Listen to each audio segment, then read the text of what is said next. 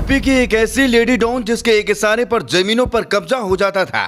वो इशारा करती थी और उसके गुर्गे लाखों की जमीनों पर हाथ साफ कर लाखों का खेल कर लेते थे। उसका रुतबा इतना था कि उसने पुलिस वालों को तक नहीं छोड़ा और उससे लाखों का चूना लगा दिया। ये डॉन कौन है, कहाँ की है और लोगों को कैसे चूना लगाती है, ये सब हम आपको इस खबर में बताएंगे।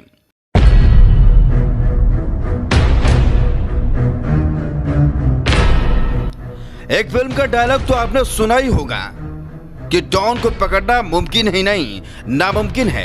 ऐसी एक डॉन है जिसका किस्सा आज हम आपको बताएंगे, जो डॉन तो है पर लेडी। ये कहानी यूपी के मैनपुरी की है, जहां एक महिला अपने बेटे और दामाद के साथ मिलकर एक गैंग चलाती थी। उसकी गैंग में 8 सदस्य थे और लोग उसे भूमाफिया लेडी डॉन कहते थे, क्योंकि उसका कारनामा ही कुछ ऐसा था।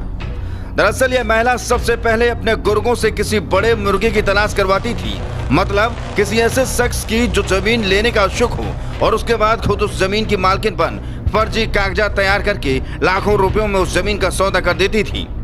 उसके बाद पैसे लेकर वहां से रफू चक्कर हो जाती थी। इतना ही नहीं, लेडी डॉन लोगों की जमीनें नहीं बल्कि फर्जी शादियां भी करवाती थी। यह लेडी डॉन अपने इस काम को इतनी सफाई से अंजाम देती थी कि किसी को जरा भी शक नहीं होता था। दरअसल यूपी के मुख्यमंत्री योगी आदित्यनाथ ने जमीनों पर कब्जे को लेकर मामलों में सख्ती कार्रवाई कर दी है।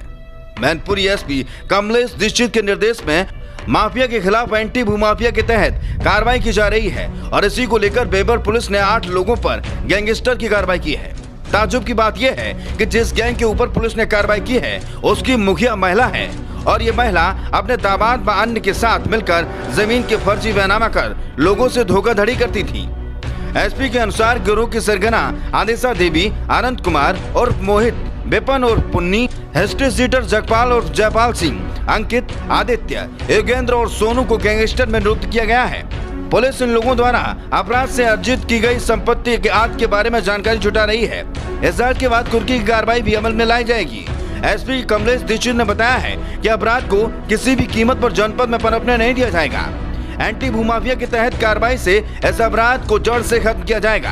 कार्रवाई लगातार जारी रहेगी।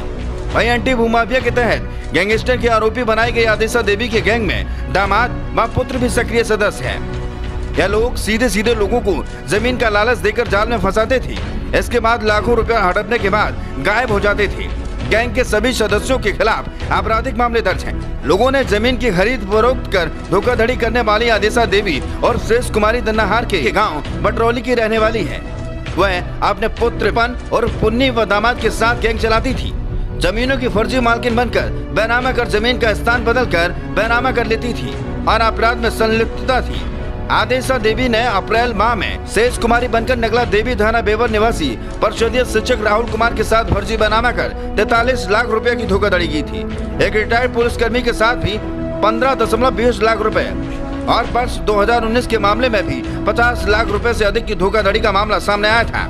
गैंग के बारे में जानकारी मिलने के बाद एसपी ने सख्त रुख अपनाते हुए कार्रवाई के निर्देश दे दिए हैं।